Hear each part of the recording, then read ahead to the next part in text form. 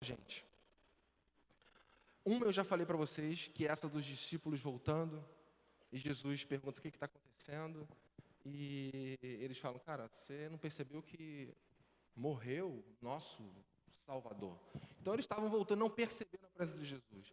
Um outro momento na Bíblia também, onde a gente pode usar como referência de que às vezes a gente está na presença de Deus, mas não percebemos a presença dele, é uma história que acontece num tanque de Betesda. Eu vou contar para vocês. Existia um tanque em Betesda, uma cisterna, que tinha uma lenda na época, uma história na época, de que de vez em quando aparecia um anjo e mexia nas águas, e quem caísse ali primeiro ou metesse a mão seria curado. Esse tanque era rodeado por deficientes físicos, por doentes. E o cara está lá, o poço está ao redor da cisterna, um monte de gente esperando a água se mover para se jogar lá e ser curado. De repente Jesus chega e para do lado do cara e pergunta assim, o que está acontecendo aqui? Aí o coxo, o aleijado, diz assim, peraí, não posso te dar muita ideia não, porque eu estou aqui esperando a água mover. Se eu parar agora para te dar ouvido, vai que a água mova e eu não me jogo, eu já sou um cara coxo, como um aleijado, como é que eu vou pular ali dentro? Então não quero te ouvir. Então o cara está na presença de Deus, esperando a água ser movida. Jesus insiste, cara, mas tudo bem, mas o que você quer? Aí ele, peraí, eu não vou olhar, eu quero ser, óbvio, eu quero ser curado. Eu estou aqui, cara, o cara está na presença de Deus, de Jesus, e não percebeu a presença de Jesus. Aí Jesus fala, beleza, ok, então levanta aí, anda, seja curado. Então assim, é possível estar na presença de Deus e não sentir a presença de Deus. A presença manifestada de Deus. Isso acontece, como eu disse, na maioria das vezes. Se você me perguntar, como eu disse, eu não sei onde ele está aqui agora. Não consigo ver, não consigo sentir ele me tocar.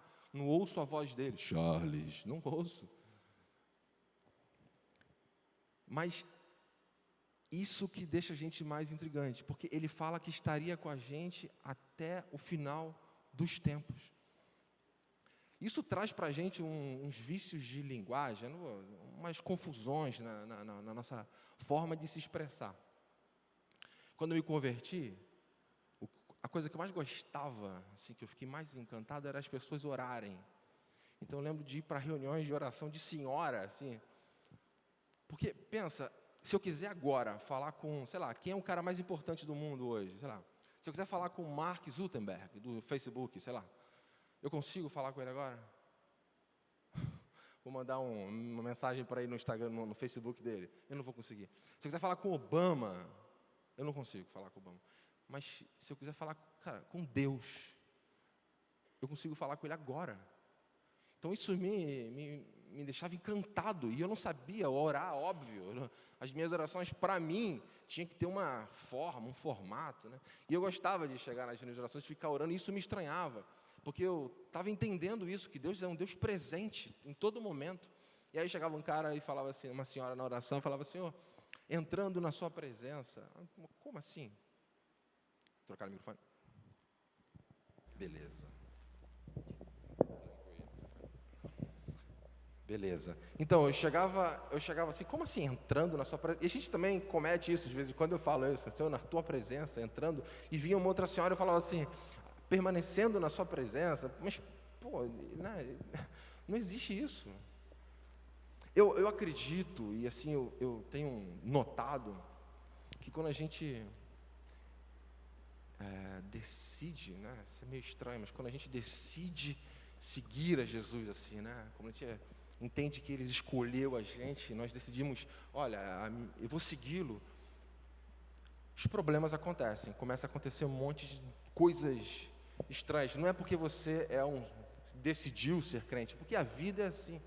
E eu acho que nessas horas, que é nesses momentos, que a gente mais sente falta de ouvir a voz de Deus. E é isso que é estranho. Já percebeu aqueles momentos que você mais precisa e você clama por Ele, e você não ouve Ele falar com você? É nessas horas que a gente pede, ora com todo o coração, Ele não responde.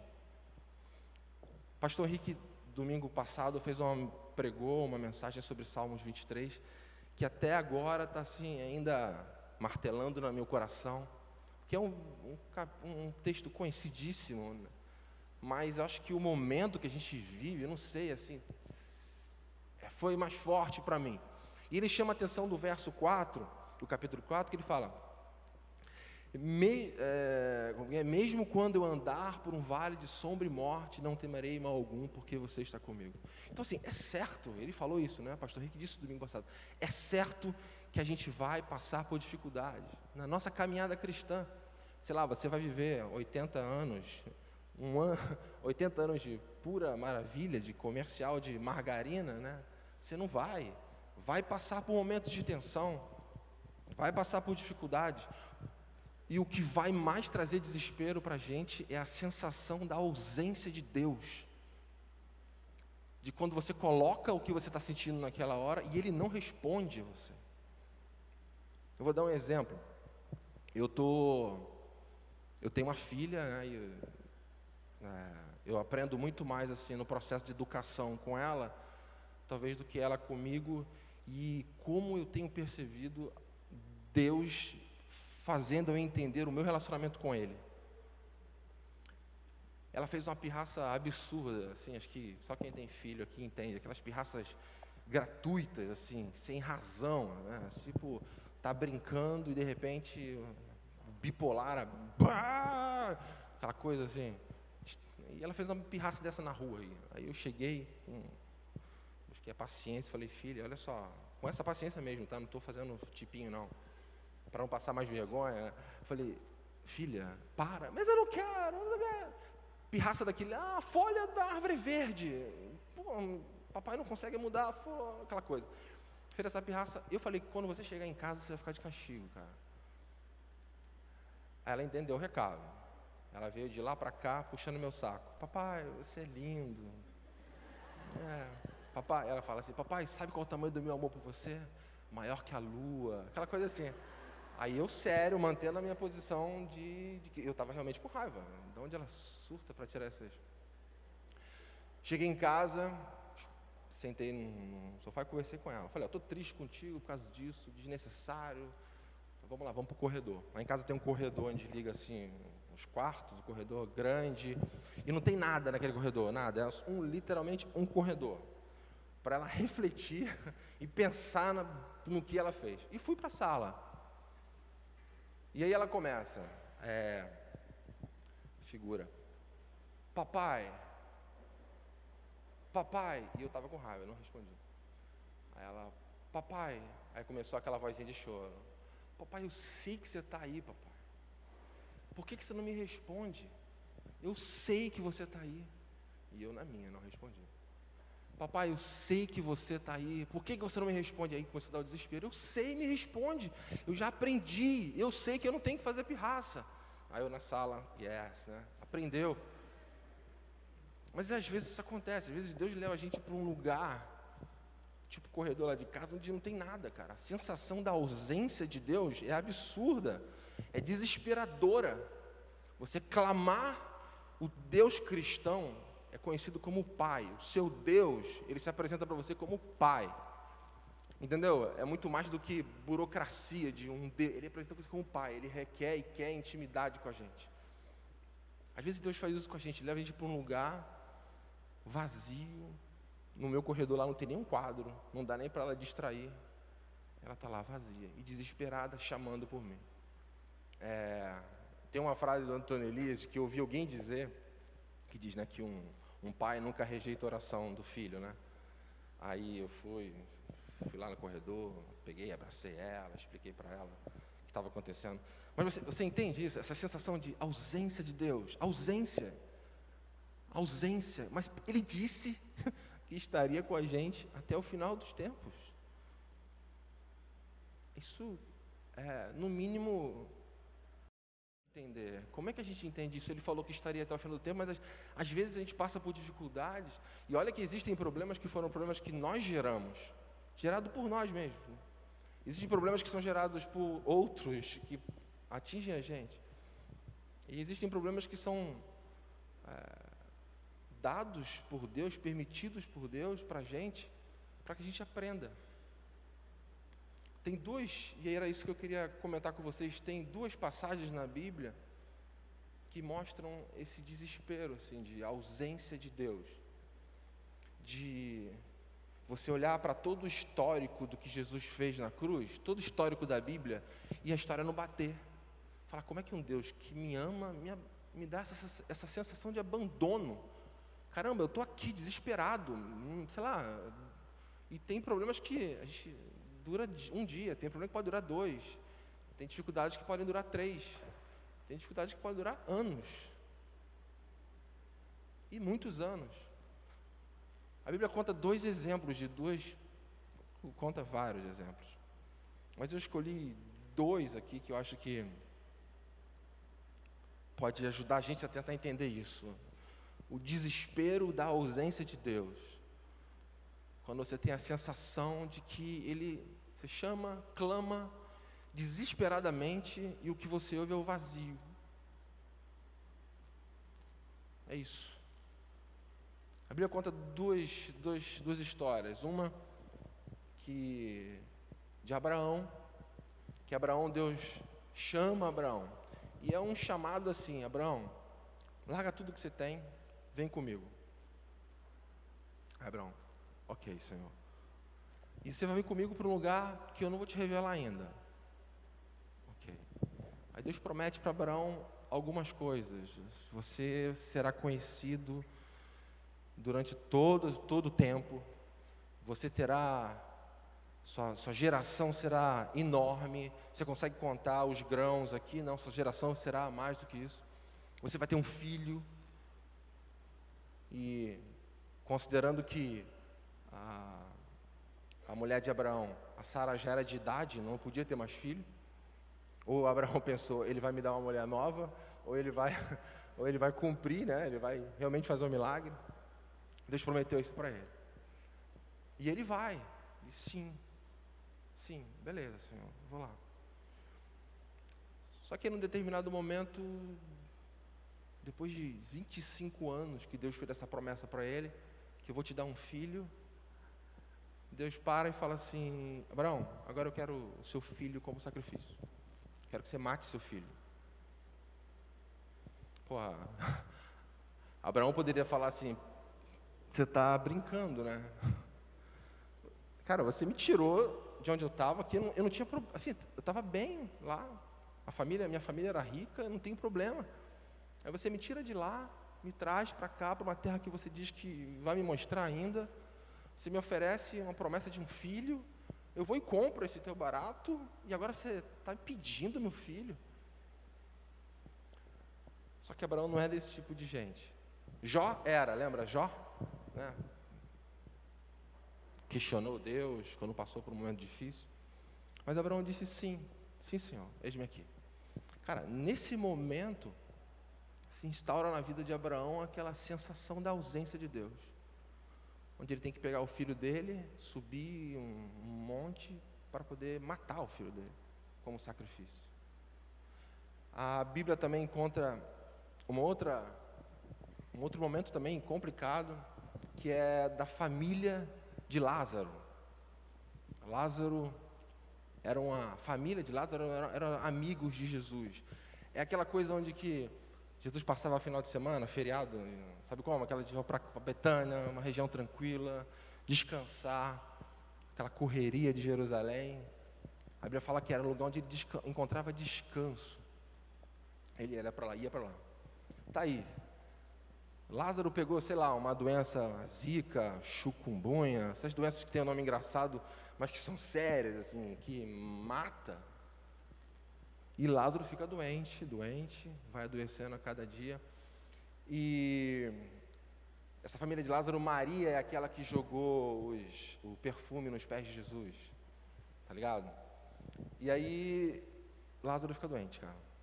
E aí eu fico imaginando aquela reunião de família, ó, Lázaro está doente, a gente vai ter que chamar Jesus. Já fui aqui na farmácia, fui aqui na igreja próxima aqui, já dei repouso de saúde aqui em Jerusalém, em Betânia, mas ele continua mal, a gente tem que chamar Jesus. Tem notícia de Jesus, sabe onde ele está? Aí eu fico imaginando, assim, dá espaço para a gente dar uma viajada, né? Assim, a família reunida na sala, desesperada, porque aí Maria chega e fala, olha, vamos acalmar que vai dar tudo certo, porque Jesus tem informação aqui que ele está mais ou menos um dia de distância, então o João Marcos, que vai lá, vai avisar para Jesus que ele está doente, que Lázaro está doente, e amanhã Jesus já está aqui de volta, então calma, não vamos entrar em desespero, tudo vai dar certo. O João Marcos bota a mochilinha dele, o lanchinho e segue atrás de Jesus. No caminho, ele encontra Jesus. Só que naquela época não tinha WhatsApp, essas, né, as mensagens que você mandava por meio eletrônico. E João Marcos chegou com uma informação já atrasada, porque Lázaro tinha morrido. E o que ele conta para Jesus é, olha, você tem que ir para casa, por favor, tem Lázaro, ele está muito doente, está com uma doença aqui muito séria, e você precisa, Jesus, voltar. Ir lá, por favor. A Bíblia fala essas coisas os segredos e mistérios da graça, né? A Bíblia fala que Jesus falou, tá bom, beleza, mas vem, Jesus. Não, cara, pode ir, vai lá. Acho que deve ter passado assim para João Marcos. Ele vai curar ele à distância, né? Vai. Né? Aí João Marcos, beleza, foi, voltou. Aí Jesus comenta com os discípulos, olha, Lázaro morreu. E a gente vai esperar um pouquinho, nós vamos lá. João Marcos chega, quando ele chegou, ele já encontra a família sepultando Lázaro, né? Naquele momento ali também se instaura na vida daquela família a sensação da ausência de Jesus. Porque eles estavam precisando de Jesus. E cadê Jesus? Cadê o amigo? Existia uma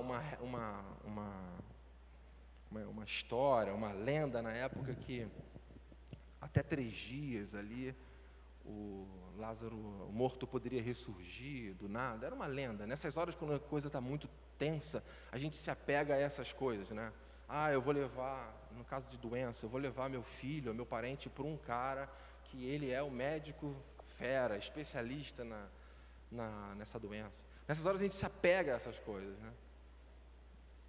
Eu também acredito que Jesus poderia curar o Lázaro à distância, mas acho que ele esperou para ir lá para chorar com ele, para mostrar que ele não era um Deus ausente. Mas naquele momento estava instaurado na vida daquela família a ausência de Deus, a ausência de Jesus.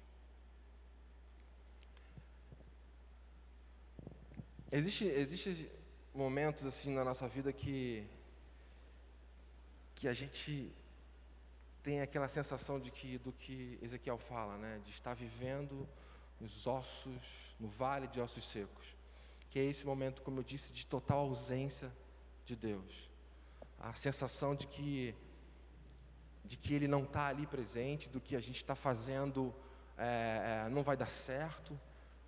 A gente chega até a duvidar de que Ele realmente vai cumprir o que Ele disse. E parece que é nessas horas, né, nesse desespero que a gente vive da ausência de Deus, que a gente é levado a conhecê-lo profundamente. É onde a gente entende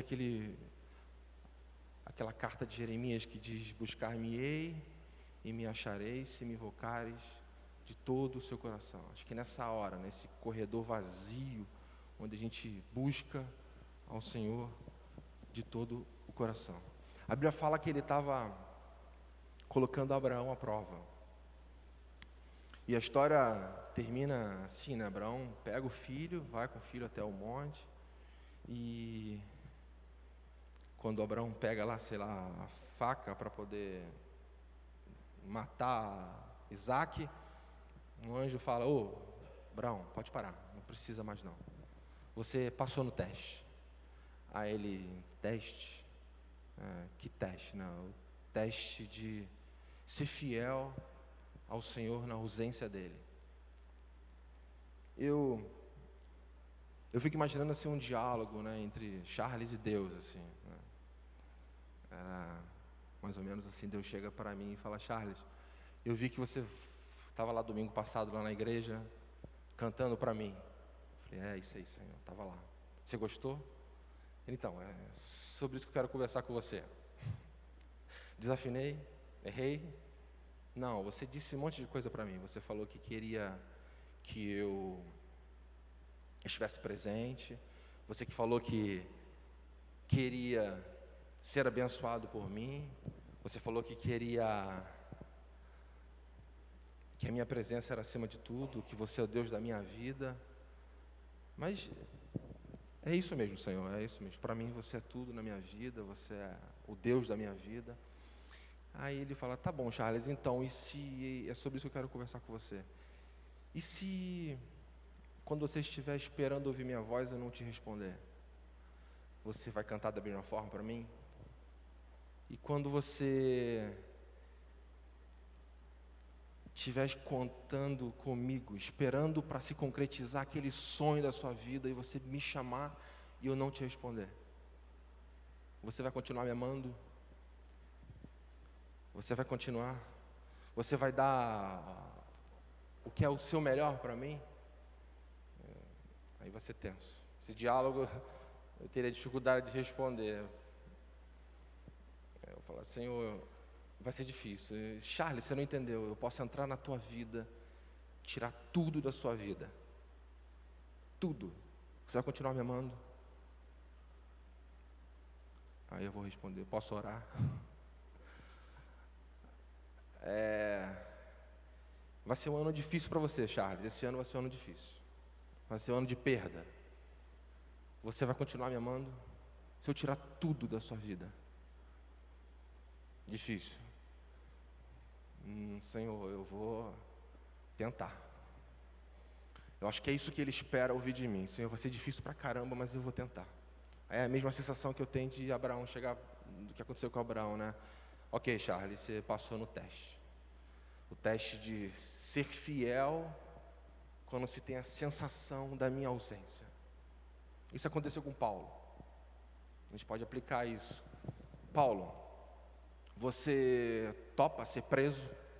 Você topa apanhar na cadeia? Sim, Senhor. Você topa escrever suas cartas preso? Sim, topa, Senhor.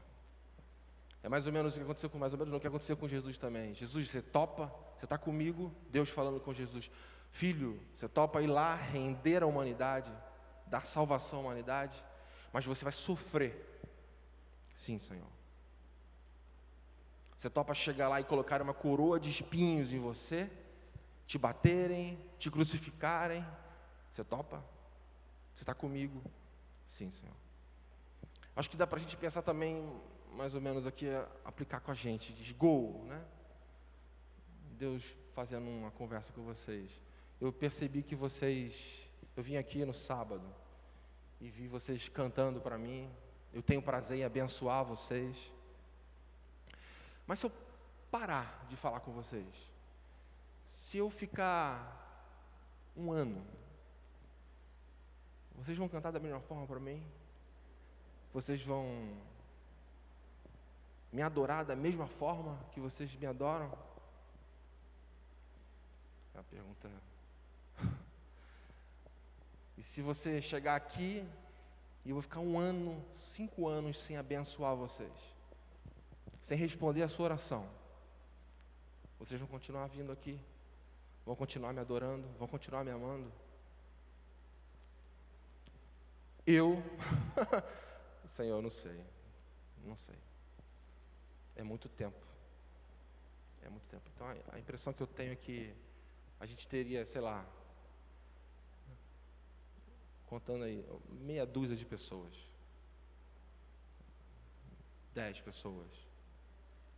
Mas seriam pessoas assim como Paulo, pessoas como Abraão, pessoas que estão dispostos a ser fiel quando se passa pela sensação da ausência de Deus. Eu pensei em várias aplicações, eu poderia listar aqui 3 aplicações, mas eu queria deixar uma aplicação, um desafio para a gente, que seria quebrar essa lógica que é instaurada no meio do cristianismo hoje, no cristianismo que a gente ouve na televisão, ou vai a algumas igrejas, que às vezes ele é colocado, essa lógica é colocada através das músicas, gerando expectativas erradas sobre o Evangelho, quebrar essa lógica de que Deus, você vem à igreja, adora e Ele te abençoa. Deus chamou a gente para uma guerra.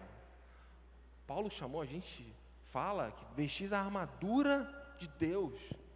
Sabe aqueles cultos que parecem aniversário de 15 anos? Você sai feliz. Cara, Deus chamou você para ser fiel em qualquer situação, em qualquer momento. O desafio do que eu estou tentando falar para vocês é quebrem essa lógica que você ouve em algumas mensagens de televisão, essa lógica louca que Deus veio para servir você, que se você fizer tudo certinho, Ele te abençoa. Cara, você veio para servir a Deus. Era isso que Deus queria que Abraão entendesse. Por que Ele pediu a Abraão? Porque Abraão era tudo que ele tinha, ele esperou 25 anos por um filho. 25 anos para o filho, Abraão era tudo na vida dele. Só que Abraão percebeu que a fé dele estava não em Isaac, mas no Deus que deu Isaac para ele. A nossa fé não tem que estar depositada nas bênçãos de Deus, mas no Deus que já nos abençoou. Então o desafio para mim, assim, para a gente, é quebrar essa lógica errada que foi colocada nesse ambiente que a gente vai e vive, de que nós estamos aqui para sermos felizes e abençoados. Deus chamou a gente para uma guerra, querido. A guerra. E de se manter fiel na ausência dEle, quando você não ouve a voz dEle. Que Deus te abençoe nessa noite. Vamos fechar nossos olhos, vamos orar? Senhor, glórias ao Teu nome, Senhor. A gente não sabe como está o coração de cada um de nós aqui. Muita gente pode estar passando por um monte de problema e está até vivendo momentos, como a gente disse aqui, de chamar por você e você não ouvir a sua voz. Ajuda a gente, Senhor, a ser fiel, Jesus, quando não ouvimos a sua voz, Senhor. Porque a gente sabe que você virá ao nosso encontro, Jesus. Mais cedo ou mais tarde ouviremos a sua voz, Senhor. Mais cedo ou mais tarde ouviremos a voz do nosso Salvador. Ajuda a gente a perceber a sua presença manifesta no nosso meio e na nossa vida, Senhor. Tudo isso para a honra e glória do seu santo nome, Jesus. Nós te pedimos isso, Senhor, porque não há alternativa para a gente. Não há alternativa. Louvado seja o seu nome, a não ser e a esperar e confiar no Deus que virá ao nosso encontro. Vamos continuar louvando, adorando a você, na certeza de que você virá ao nosso encontro, Senhor. Louvado seja o teu nome para sempre, Senhor. Amém, Jesus.